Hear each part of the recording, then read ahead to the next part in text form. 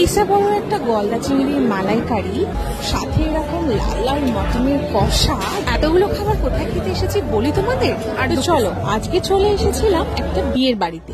ফার্স্টে স্টার্টার আইটেমে কি কি ছিল সেগুলো শুনে আছে। এটা এটা এই স্টার্টার আইটেমগুলো দিয়ে ট্রাই করে কেমন খেতে তোমাদের বলবো। আমি যখন খেতে গেছিলাম তখন না পনিরটা ফুরিয়ে গেছিল, পনিরটা ছিল না। তো ব্যাড লাক, একটা ফিশ বল ট্রাই করে দেখলাম, যদিও বা ফিশ বল আর নর্মাল ভেজ বলটা বোঝা যাচ্ছিল না, কিন্তু কামড়াতে দেখলাম এটা ফিশ বল। ভেতরের যে মাছের যে স্টাফিংসটা ছিল ভীষণ ভালো ছিল এবং একটু জুসি টাইপের ছিল, আমার তো বেশ ভালোই লেগেছিল। দেখো ওনাদের ওখানে মকটেল কাউন্টারটা রয়েছে, মানুষের কিন্তু বেশি ভিড় ওই মকটেল কাউন্টারেই, কারণ এখানে আলাদা করে কোনো কফি কাউন্টার ছিল না, মানে কফি রেডি করা ছিল, সেখান থেকে সবাই খাচ্ছিল। দেখো তারপরে খেয়ে নিলাম হচ্ছে ভেজ বলটা, ভেজ বলটাও কিন্তু বেশ ভালো ছিল। এদের প্রত্যেকটা পকোড়াতে না কি সুন্দর জুসি একটা ফ্লেভার আসছিল।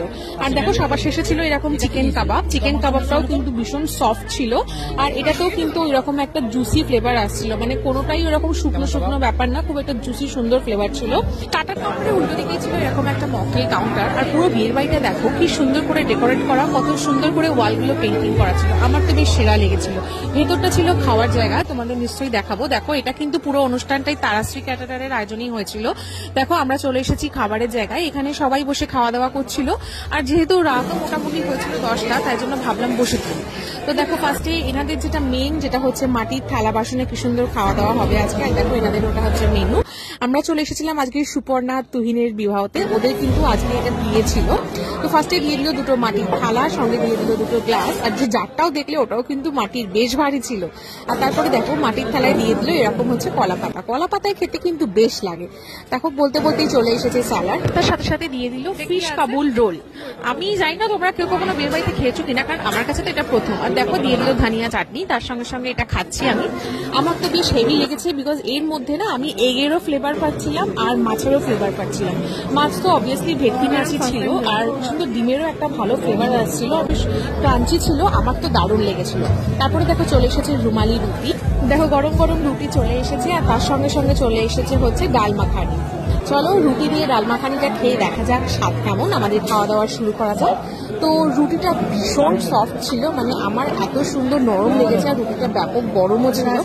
আর ডাল মাখানিতে না আমার বেশ একটু ইউনিক লেগেছে, বিকজ অন্যান্য জায়গায় ডাল মাখানি আমি যেটা খাই সেটা একটু গাঢ় ব্যাপার থাকে, কিন্তু এখানে রাজমা দিয়ে সবকিছু দিয়ে হেভি ছিল। আর দেখো চলে এসেছে বড় বড় গলদা চিংড়ি, ওফ দেখেই তো লোভ লেগে গেছে। আর দেখো চলে এসেছে আমাদের সাদা পিস পোলাও, ভাতটা কিন্তু হেভি ঝুরঝুরে আর গরম ছিল।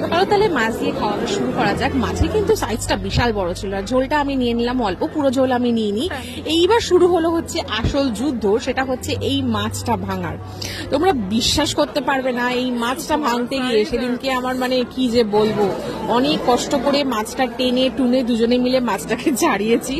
সিরিয়াসলি ও না টানলে তো এই মাছটাকে ছাড়াতেই পারছিলাম না। বেসিক্যালি আমার ভুল, যে মাছের ভেতরে যে এই যে কাঠিটা ছিল সেটা আমি ফার্স্টে বুঝতেই পারিনি, কিন্তু নো ডাউট মাছটা কিন্তু সেরা হয়েছিল। আর আমার চিংড়ি মাছ খুবই ভালো লাগে, আর মাছটার ভীষণ সুন্দর স্বাদও ছিল, মাছটা কিন্তু টাটকা ছিল।